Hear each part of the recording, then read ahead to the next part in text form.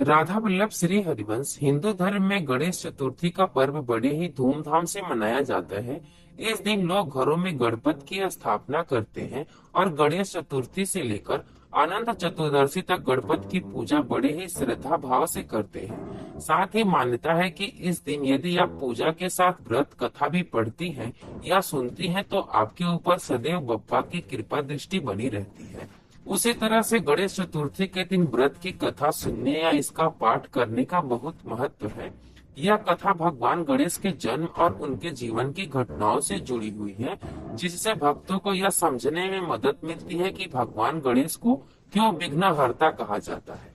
यह कथा सुनकर या पढ़कर भक्तगण अपने मन में आस्था और समर्पण की भावना को मजबूत करते हैं।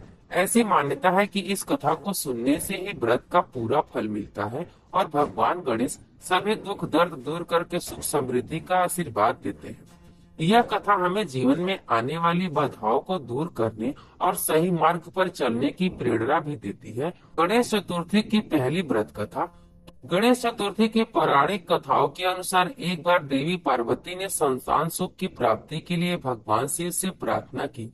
उनकी इच्छाओं की पूर्ति के लिए भगवान शिव ने देवी पार्वती को संतान प्राप्ति का आश्वासन दिया और उनके आशीर्वाद से भगवान गणेश का जन्म हुआ।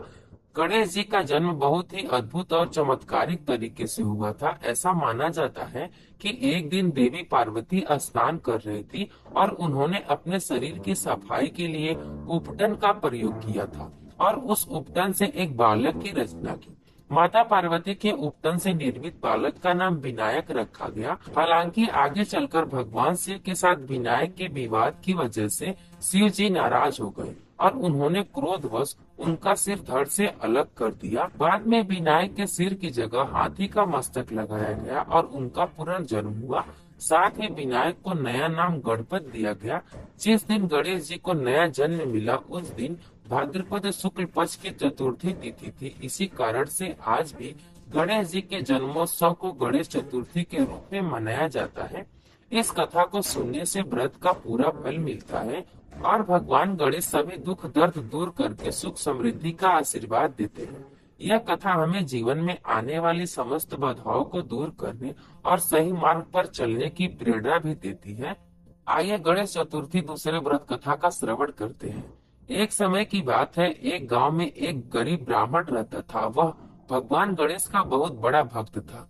गणेश चतुर्थी के दिन वह अपने घर में भगवान गणेश की प्रतिमा की पूजा करने के लिए तैयार हो गया। उसके पास पूजन के लिए बहुत कुछ नहीं था, लेकिन उसने मन से सच्ची भक्ति से पूजा की थी। उसी रात भगवान गणेश जी ने सपने में ब्राह्मण को दर्शन दिए और कहा कि उसकी भक्ति और श्रद्धा ने ही श्री गणेश को प्रसन्न किया है और वह उसकी पूजा को स्वीकार करते हैं। गणेश जी ने ब्राह्मण को वरदान दिया कि उसे भविष्य में समृद्धि और खुशहाली प्राप्त होगी।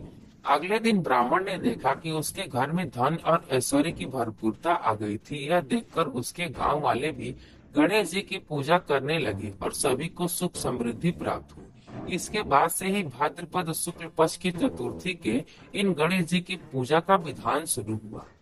यह जानकारी और कथा आपको कैसी लगी कमेंट बॉक्स में जरूर बताइएगा। अगर अच्छी लगी तो एक लाइक और शेयर जरूर कीजिएगा। अगर आप मेरे चैनल पर नए हैं तो मेरे चैनल को सब्सक्राइब कर लीजिए।